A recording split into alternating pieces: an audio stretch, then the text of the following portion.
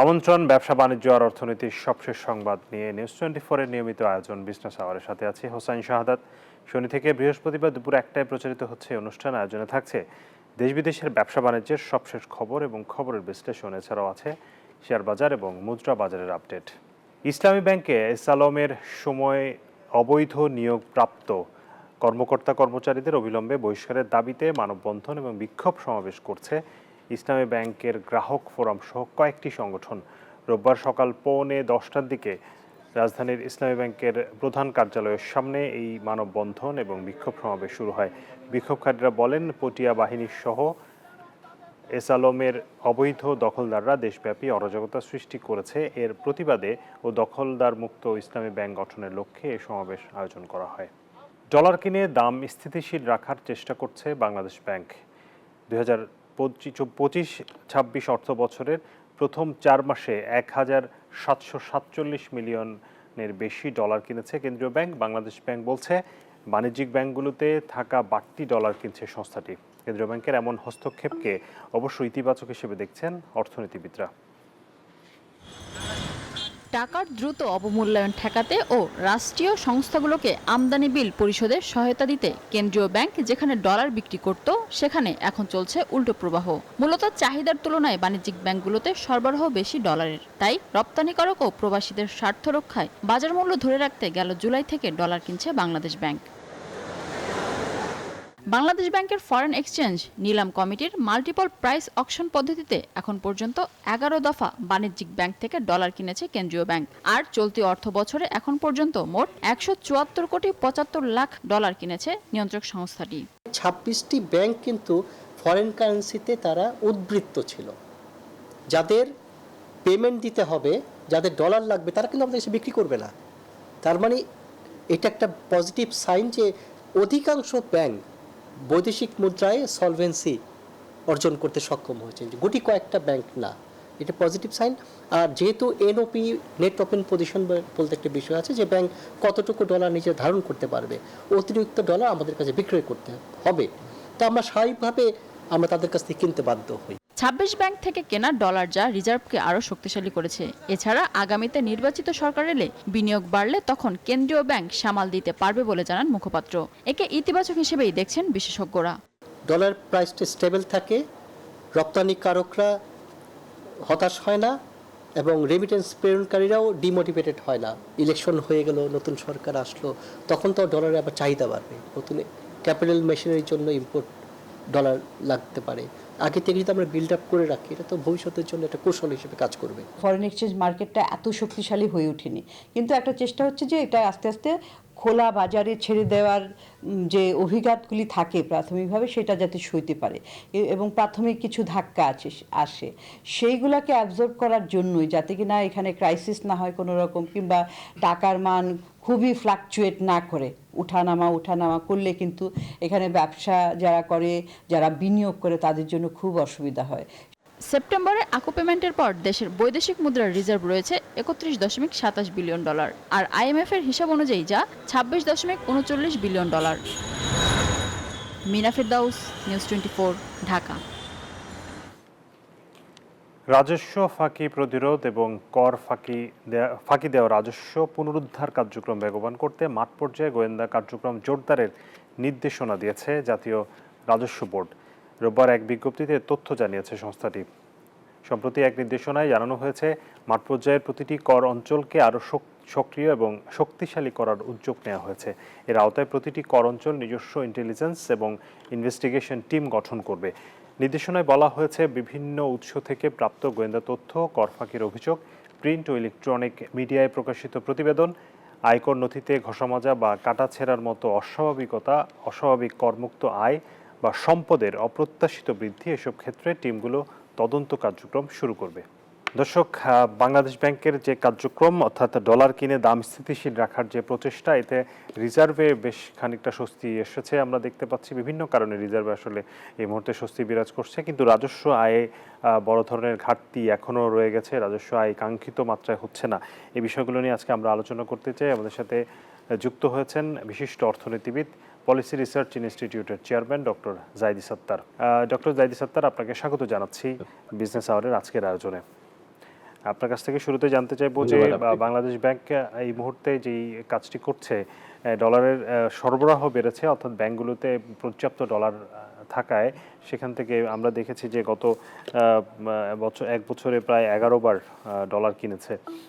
এই এই যে যেই পদ্ধতিতে ডলার কেনা হচ্ছে এবং এর মাধ্যমে ডলারের দাম পড়তে না দেওয়ার যে ব্যবস্থা করা হচ্ছে, এটিকে আপনি কিভাবে দেখছেন? এটিকে আসলে ঠিক আছে, নাকি বাজারের উপরই আসলে ছেড়ে দেওয়া উচিত? ডলার হয়তো কিছুটা পড়লো, আবার কিছুটা উঠলো, এইটাই কি ভালো কিনা, নাকি বাংলাদেশ ব্যাংক যেটি করছে সেটি ঠিক আছে? হ্যাঁ, আপনার প্রশ্ন খুবই প্র্যাকটিক্যাল রিয়েলিস্টিক প্রশ্ন। এখানে আমরা বর্তমানে কিন্তু আমরা অফিসিয়ালি ফ্লেক্সিবল এক্সচেঞ্জ রেট সিস্টেমে আছি।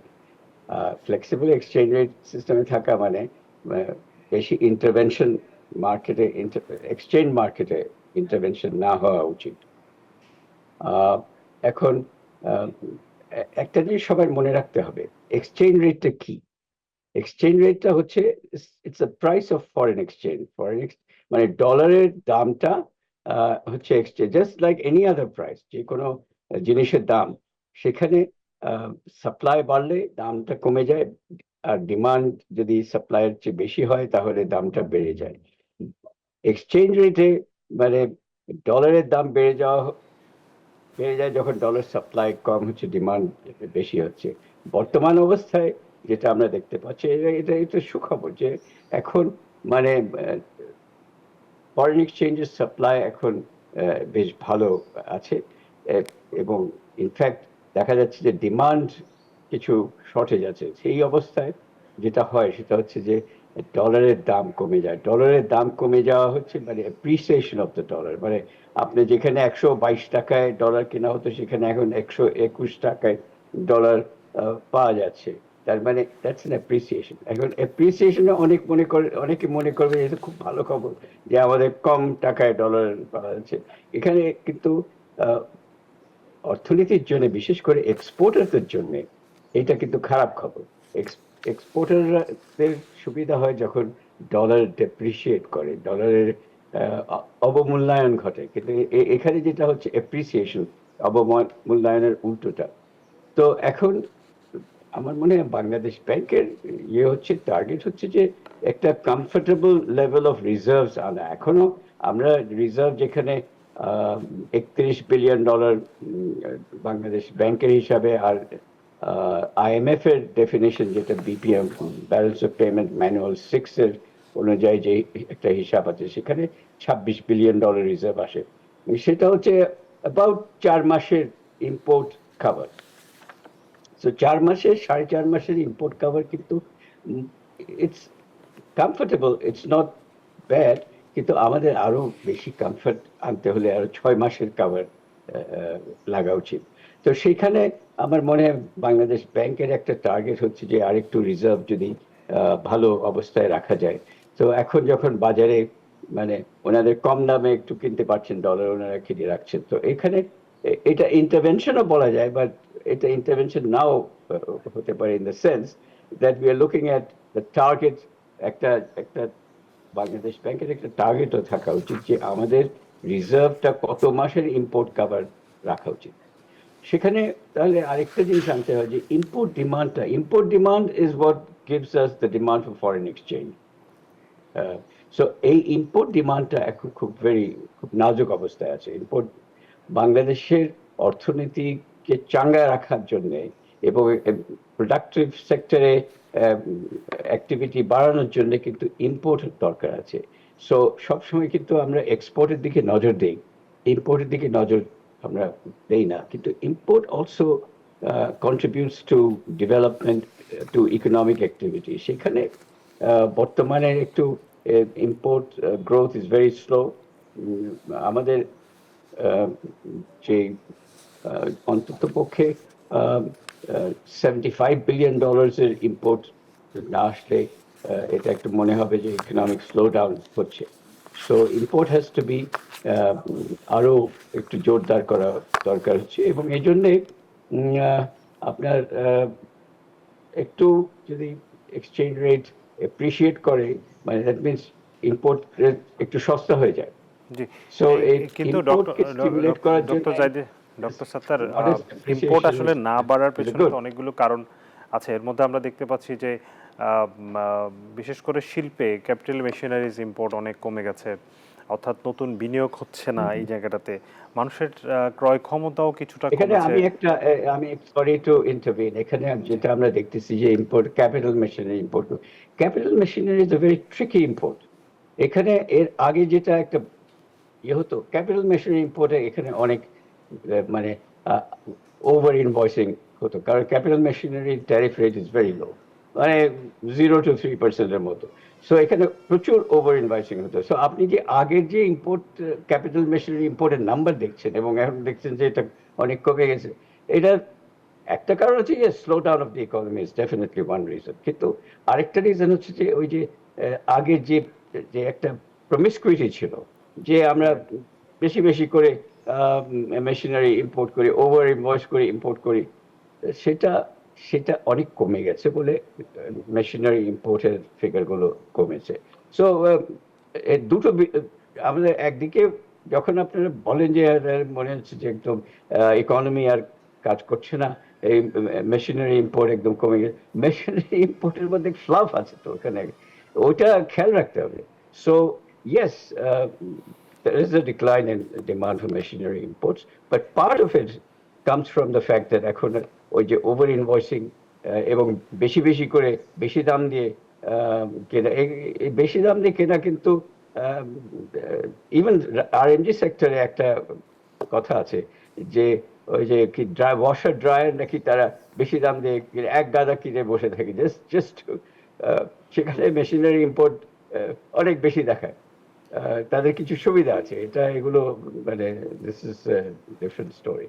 সো আমি বর্তমানে যেটা করা হয়েছে, বিশেষ করে thanks to the Bangladesh bank intervention in the monetary sector, monetary management, banking sector management, macro economic স্টেবিলিটিটা আমরা রিস্টোর করতে পেরেছি।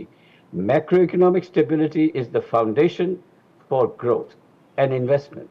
সো আমাদের এখন ওই ফান্ডামেন্টালটা এসে গেছে। আমি সবার সাথে এগ্রি করি যে এখন যেহেতু this is interim government, interim regime, সেখানে অনেক ইনভেস্টররা ওয়েট এন্ড সি অ্যাটিটিউড নিয়েছে।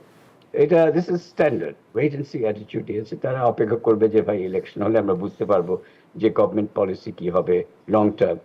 সো সেই জন্যে এখনো পিক আপ, গ্রোথ পিক আপটা হচ্ছে না। কিন্তু ওয়ার্ল্ড ব্যাংক, IMF, ADB এবং আমরা PRI থেকেও আমাদের যে ইয়ে আছে, প্রজেকশন আছে, গ্রোথ নেক্সট ইয়ার 2026 এর growth is going to be above 5%. So with a strong macro stability foundation, getting growth of 5 to 5.5% is not a problem. Bangladesh economy একটা momentum আছে। সো এই মোমেন্টামটা এই 5-5.5% গ্রোথ দিবে আমাদেরকে। তবে আমরা কিছু ইনভেস্টমেন্ট, আমাদের এখনো growth is investment driven, not কনসামশন driven. সেই জন্য বিনিয়োগ, আমাদেরকে দেশীয় বিনিয়োগ এবং বৈদেশিক বিনিয়োগ দুটোই আমাদেরকে আনতে হবে, অ্যাট্রাক্ট করতে হবে এবং প্রমোট করতে হবে। কিন্তু সেটি আনার ক্ষেত্রে আসলে এই মুহূর্তে বিদেশে আনতে হবে। হ্যাঁ, আপনি বলছেন যে বিদেশি এবং দেশি বিদেশি বিনিয়োগ আনতে হবে, কিন্তু সেটি আনার জন্য যে পরিস্থিতি এই মুহূর্তে কি সেটি আছে কিনা বা কি করা দরকার? অনেকে বলছেন যে রাজনৈতিক সরকার না আসলে, ভালো একটি নির্বাচন না হলে আসলে বিনিয়োগ বাড়বে না। এর বাইরে আর কি? ঠিক, আমিও বলেছি, আমি বললাম যে এখন there is a wait and see attitude for all investors, domestic as well as foreign. কিন্তু ফরেন ইনভেস্টমেন্ট কিন্তু অনেক সময় স্ট্র্যাটেজিক ইনভেস্টমেন্ট হয়। যেমন আমরা দেখেছি চাইনিজ মানে অনেক ইনভেস্টমেন্ট, অনেক ইন্টারেস্ট আছে, জাপানিজরা অনেক ইন্টারেস্ট শো করছেন। তারপরে এই যে ওয়ার্ল্ড ব্যাংক, ADB, জাইকা, এনারা কমিট করছেন আমাদের ইনফ্রাস্ট্রাকচার ইনভেস্টমেন্ট অনেক বাড়তে পারে সামনে because of all this commitments. So it is true, because of the prospect যে আগামীতে ইলেকশন হবে এবং নতুন গভর্নমেন্ট আসবে, এটা মানে ইন্টারিম গভর্নমেন্ট, সো সেই জন্য কিছু ওয়েট এন্ড সি অ্যাটিটিউড আছে। জি, আই এগ্রি, অবশ্যই ওয়েট এন্ড এবং সি সবাই যা অবস্থায় থাকতে বলছেন হবে। জনাব জাহিদ সাত্তার, আপনি আমাদের সাথে থাকুন, আমরা একটু ঘুরে আসতে চাই রাজধানী মিরপুরে। সেখানে বিশ্ব প্রবীণ দিবসের অনুষ্ঠানে কথা বলছেন পরিকল্পনা উপদেষ্টা ডক্টর ওয়াহিদুদ্দিন মাহমুদ, আমরা তার বক্তব্য শুনতে চাই। সামাজিক সুরক্ষার জন্য যে প্রবীণ বয়স্ক ভাতা, এটাও খুব যৎসামান্য। এছাড়া তো সরকারিভাবে প্রবীণদের কোনো ধরনের নীতি বা নিয়ম আমার জানা নেই।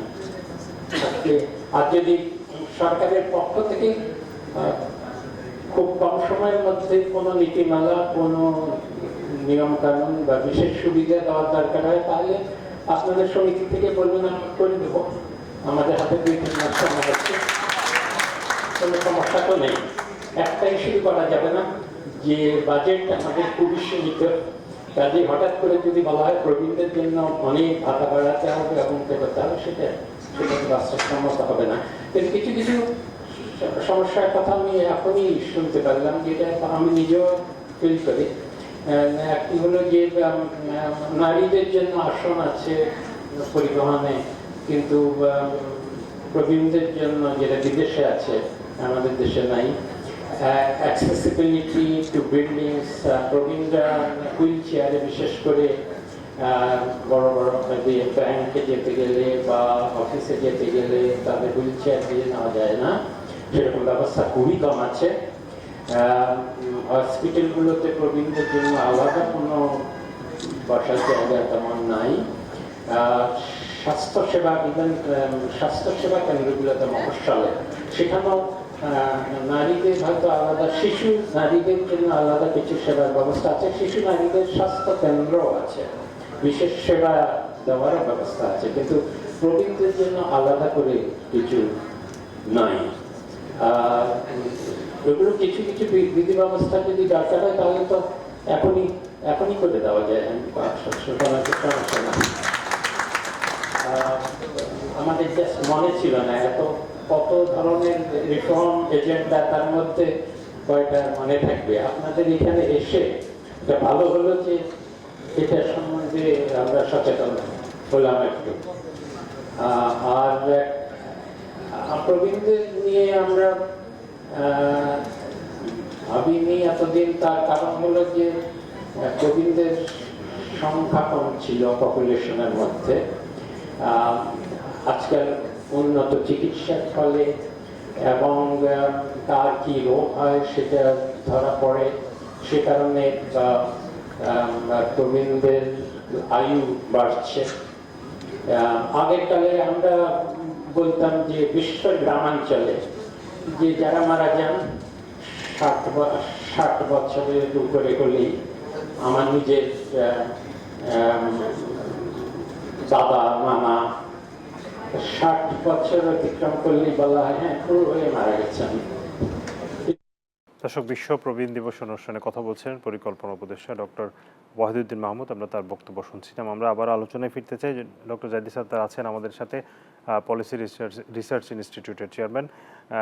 ডক্টর জাহিদ সাত্তার, আপনার কাছে এই আলোচনায় ফিরবো, তার আগে আমাদের কাছে কয়েকটি সংবাদ আছে আজকের পত্রিকাগুলোর প্রধান যে অর্থনীতি সংবাদ, আমরা একটু দেখছি আজকে আসলে কি কভার করছে। আমরা যদি দেখি, প্রথম আলো আজকের সংবাদ করেছে আইএমএফ এর প্রতিনিধি দল আসছে এই মাসে, রাজস্ব আয়ের শর্ত পূরণ হয়নি, যেটি আছে আজকে আমাদের আলোচনার বিষয় রয়েছে। রাজস্ব আদায়ে বেশ ঘাটতি রয়েছে, আইএমএফ এর যে শর্ত, সেই শর্ত আসলে পূরণ হয়নি, না হওয়ারই কথা। এমন পরিস্থিতিতে তারা আসছে, কি আলোচনা হয় সেটি দেখার বিষয়। পরবর্তীতে আমরা দেখতে চাই পরের সংবাদ, সমকালের একটি সংবাদ আমরা দেখব, যেখানে বলছে প্রায় 2 মাসে এলসি বেড়েছে 8.28%। এটি একটি ভালো সংবাদ।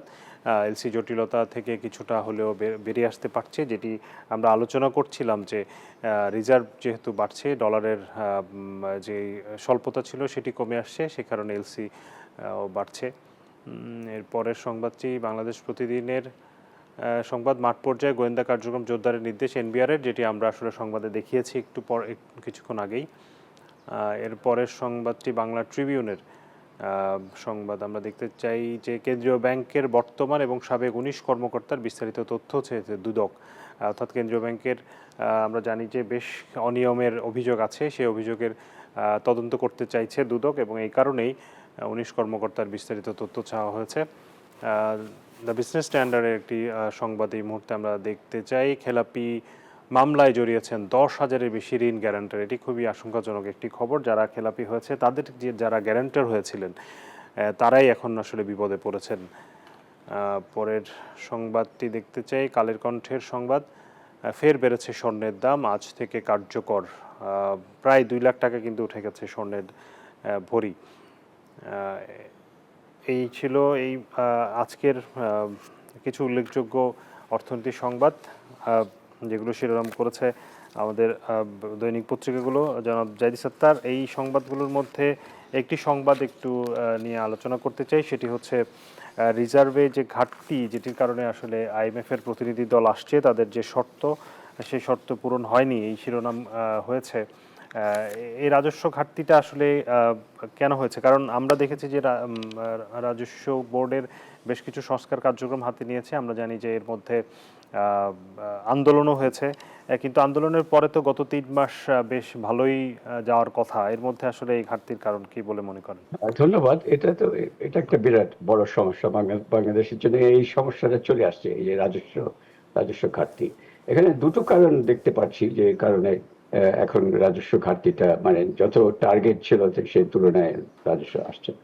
একটা বড় কারণ হচ্ছে যে অর্থনীতির প্রবৃদ্ধি, যেখানে আমাদের 6% প্রবৃদ্ধি বাংলাদেশের একটা স্বাভাবিক প্রবৃদ্ধি।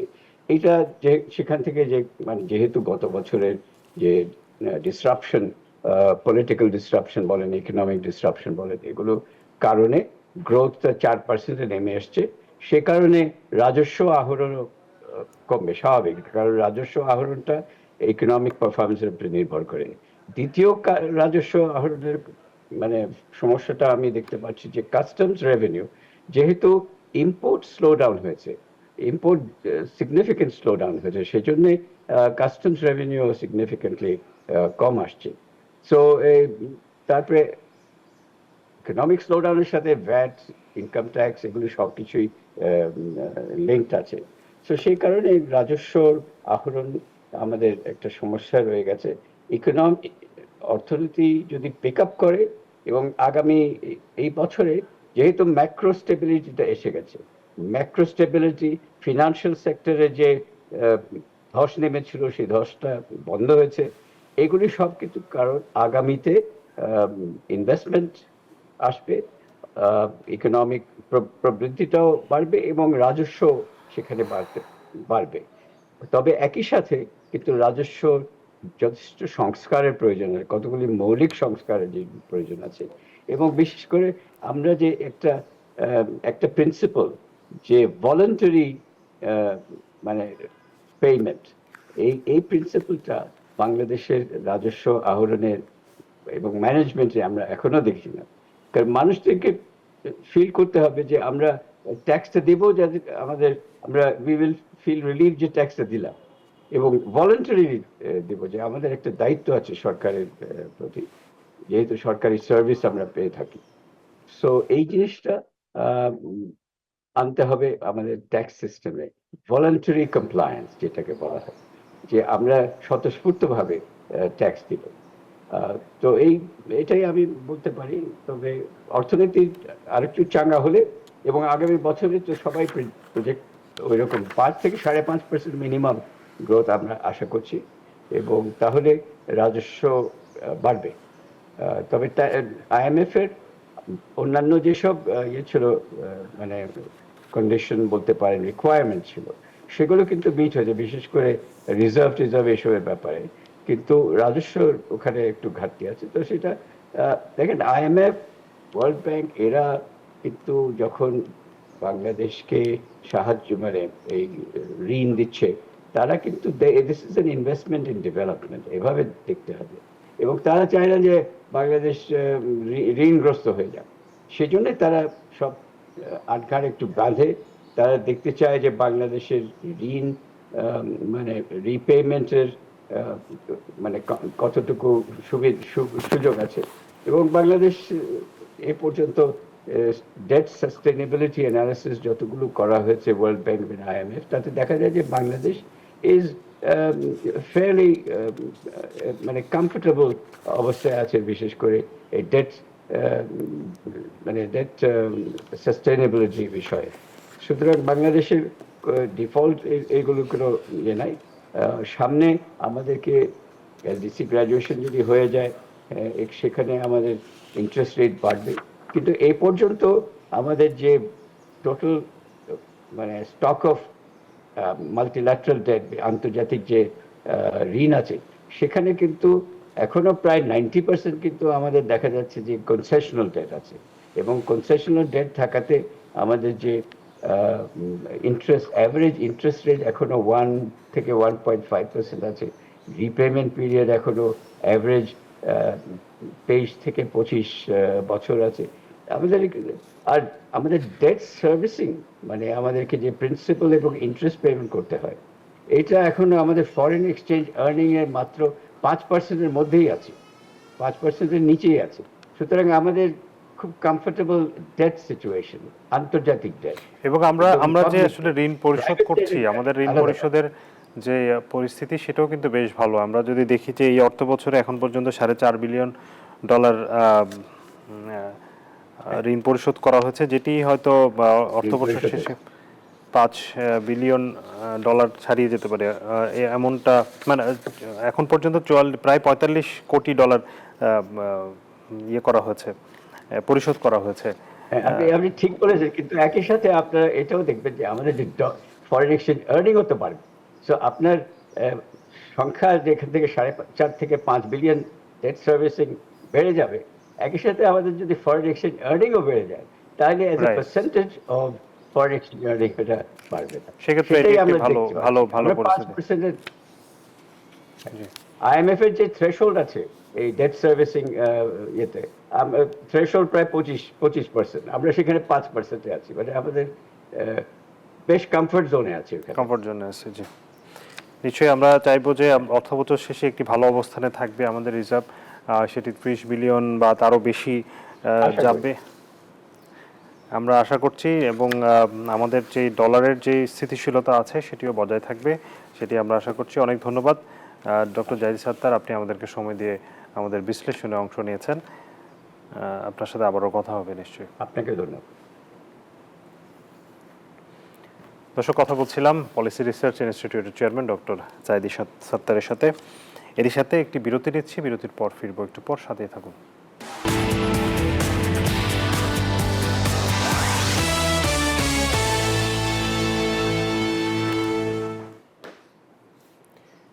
বিরতির পর স্বাগত আরও একবার, দেখছেন বিজনেস আওয়ার। ভূ রাজনৈতিক অস্থিতিশীলতা এবং অর্থনীতির এই এমন পরিস্থিতিতে সৌদি আরবের সাথে বাণিজ্য সম্পর্ক বাংলাদেশের জন্য গুরুত্বপূর্ণ ভূমিকা রাখবে বলে মনে করেন FBCCI এর সভাপতি আশরাফুল হক চৌধুরী। ভবিষ্যতে অর্থনীতির অগ্রগতিতে নতুন নতুন দেশের সাথে বাণিজ্য সম্পর্ক গড়ে তোলার পরামর্শও দেন তিনি। সকালে রাজধানীর সিটি ব্যাংক সেন্টারে আয়োজিত সংবাদ সম্মেলনে একথা বলেন তিনি। এছাড়াও ব্যবসায়ী মহল অনেক দিন ধরেই সৌদি আরবের সাথে বাণিজ্য করার চেষ্টা করছিলেন বলে মন্তব্য করেন তিনি, কিন্তু 53 বছরেও তা বাস্তবায়ন করা সম্ভব হয়নি। তবে সৌদি আরব বাংলাদেশ সামিটের মাধ্যমে এবার তা বাস্তবায়িত হবে বলে মনে করেন তিনি। দুই দেশের ব্যবসায়ীদের একত্রিত করার জন্য এই সামিটের আয়োজন। সামিটে সৌদি আরবের 20 জনের প্রতিনিধি দল অংশ নেবেন।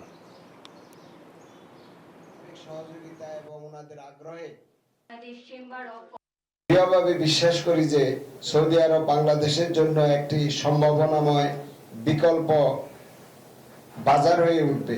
বিশেষত টেক্সটাইল, তৈরি পোশাক, জনশক্তি রপ্তানি, তথ্য প্রযুক্তি,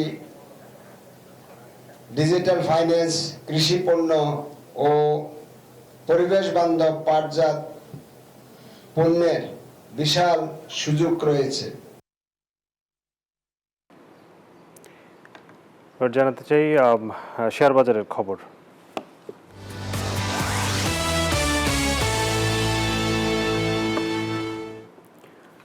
শেয়ারবাজারের খবর জানতে সরাসরি যাচ্ছি ঢাকা স্টক এক্সচেঞ্জের ওয়েবসাইটে। বড় ধরনের উত্থানের মধ্য দিয়ে আসলে লেনদেন চলছে এই মুহূর্তে ঢাকার পুঁজিবাজারে। ঢাকার প্রধান যে ঢাকা স্টক এক্সচেঞ্জের আমরা দেখতে পাচ্ছি প্রধান সূচক DSEX ইন্ডেক্স 41 পয়েন্ট বেড়েছে, অবস্থান করছে 5457 পয়েন্টে। DSE সরি ইন্ডেক্স বেড়েছে 4.5 পয়েন্টের মতো, অবস্থান 1176। DS30 অবস্থান 2096 পয়েন্ট, বেড়েছে 16.5 পয়েন্ট। এখন পর্যন্ত লেনদেন হয়েছে 429 কোটি টাকা। লেনদেনে অংশ নেওয়া কোম্পানিগুলোর মধ্যে দাম বেড়েছে 215টির, কমেছে 112টির এবং অপরিবর্তিত আছে 68টি কোম্পানির শেয়ারের দর।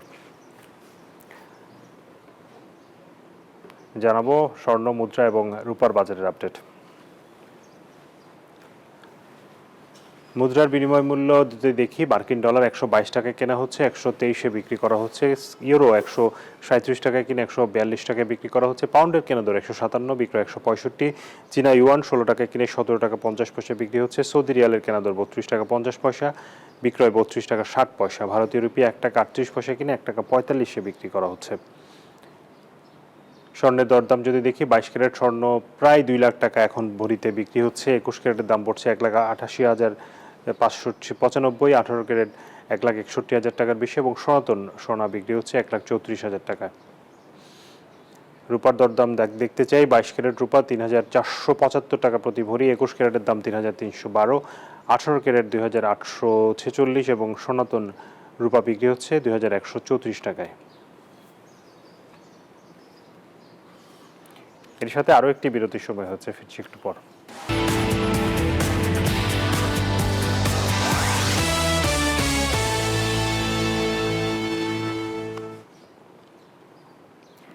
বিরতির পর আবারও স্বাগত জানাচ্ছি বিজনেস আওয়ারে। এবারে জনপদের শিল্প ও বাণিজ্যের খবর।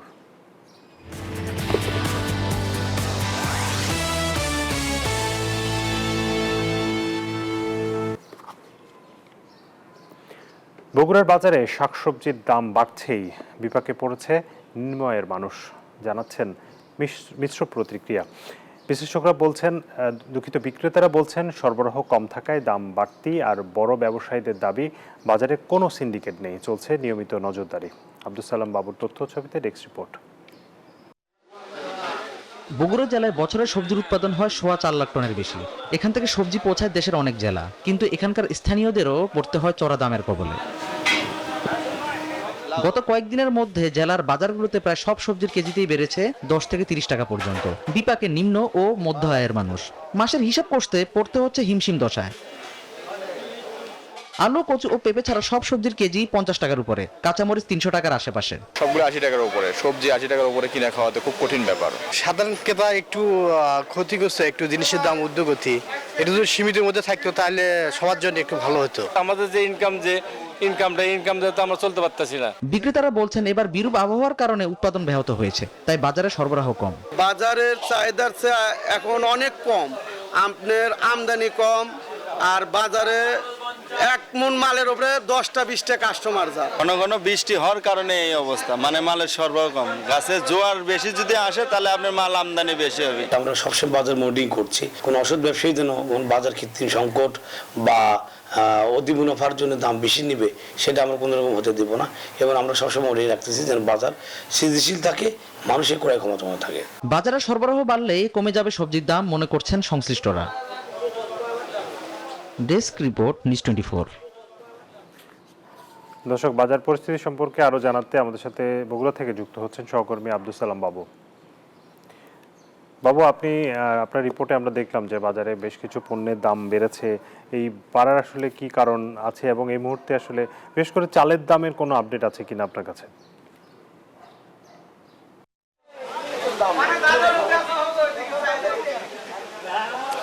চালের দাম তো ঊর্ধ্বমুখী রয়েছে গেল 1 মাস ধরে, কিন্তু সেটা পরবর্তীতে কিছুটা কমেছে। চালের দাম কেজি প্রতি 2 থেকে 4 টাকা মোটা চালের দাম, অন্যান্য চালের দাম স্বাভাবিক রয়েছে। আর কাঁচা বাজারের যে নিত্য পণ্যের দাম সেটা 1 মাসের বেশি সময় ধরেই ঊর্ধ্বগতি রয়েছে। বিশেষ করে সরবরাহ কম থাকার কারণেই দাম বেড়ে গেছে। আলু, পেঁপে এবং কচু ছাড়া সবগুলো সবজির দাম 50 টাকার ওপরে রয়েছে। তো সরবরাহ যখন বাড়ছে তখন কিন্তু দাম কমে আসছে। যেমন গতকাল কাঁচামরিচের দাম 300 টাকা কেজিতে বেশি ছিল, প্রায় 300 টাকা কেজি ছিল। সেইটা আজকে ভারতীয় মরিচ আসার কারণে দামটা কিন্তু 300 টাকার নিচে নেমে এসেছে, 280 টাকা, 250 টাকা বা 200 টাকা কেজিতে বিক্রি হচ্ছে। এর পাশাপাশি অন্যান্য যে সবজি, মূলা 25 থেকে 40 টাকা, করলা 80 থেকে 100 টাকা, ঢেঁড়স আছে 50 থেকে 60 টাকা। বেগুনের দামটা বেশি, বেগুনের সরবরাহ কম, বেগুনের দামটা কিন্তু এখন 80 থেকে 100 টাকা বা 120 টাকা পর্যন্ত বিক্রি হচ্ছে, ভালো জাত ভেদে বা ভালো আকার ভেদে।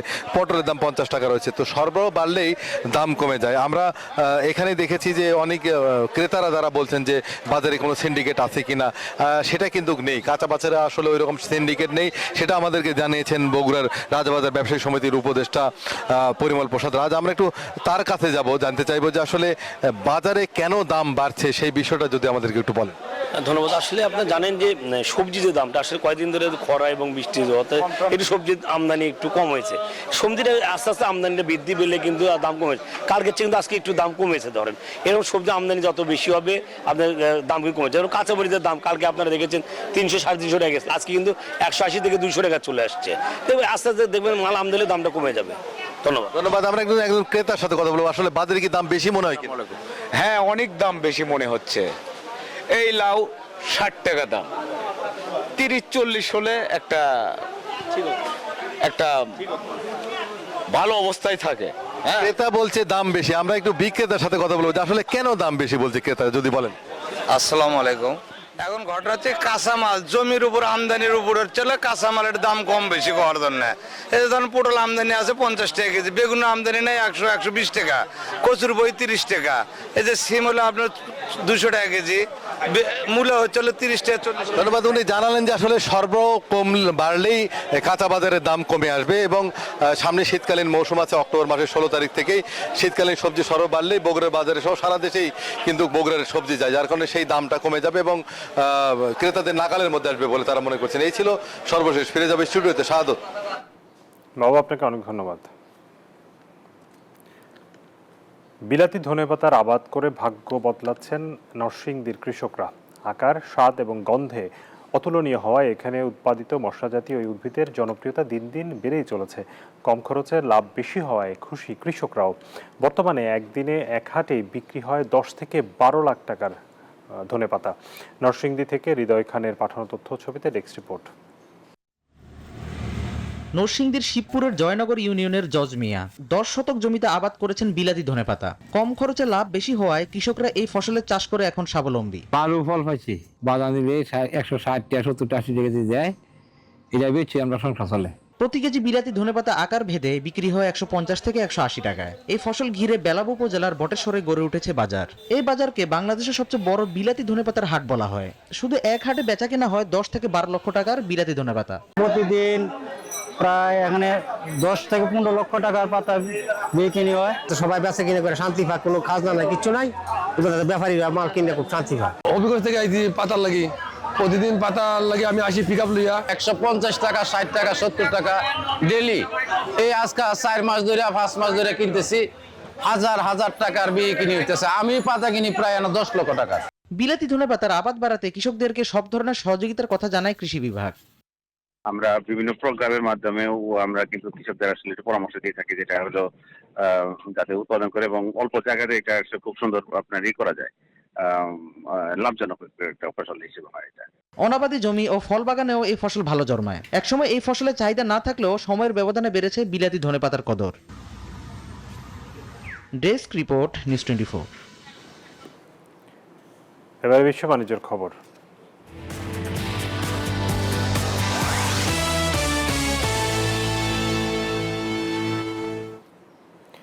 সংযুক্ত আরব আমিরাতের রাজধানী আবুধাবিতে অনুষ্ঠিত বিগ টিকেট লটারিতে গ্র্যান্ড প্রাইজে 2 কোটি দিরহাম জিতেছেন বাংলাদেশি এক ট্যাক্সি চালক। বাংলাদেশি মুদ্রায় যা 66 কোটি টাকা। লটারি জিতে কোটিপতি বনে যাওয়া প্রবাসী বাংলাদেশির নাম হারুন সর্দার। শুক্রবার এমন তথ্য জানিয়েছে খালিজ টাইমস।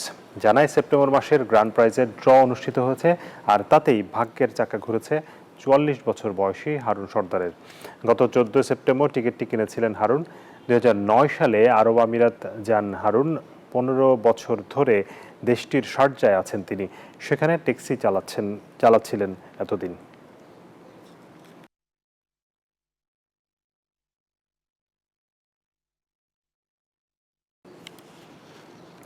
নিজেদের ভিডিও বানানোর অ্যাপ সোরাতে দুটি বড় সুবিধা আনছে চ্যাটজিপিটির নির্মাতা ওপেন এআই। এখন থেকে কন্টেন্টের আসল মালিকেরা ঠিক করতে পারবেন তাদের তৈরি করা চরিত্র বা জিনিসপত্র সোরা অ্যাপে ব্যবহার করা যাবে কিনা। আর যারা ব্যবহারের অনুমতি দেবেন তাদেরকে আয়ের একটি অংশও দেবে কোম্পানিটি। কপিরাইট নিয়ে বিতর্কের কারণেই নেওয়া হয়েছে এমন সিদ্ধান্ত। ডিজনি অবশ্য এখনই তাদের কন্টেন্ট ব্যবহারে মানা করে দিয়েছে। মেটা ও গুগলের সাথে প্রতিযোগিতায় টিকে থাকতেই এই নতুন পথে হাঁটছে ওপেন এআই।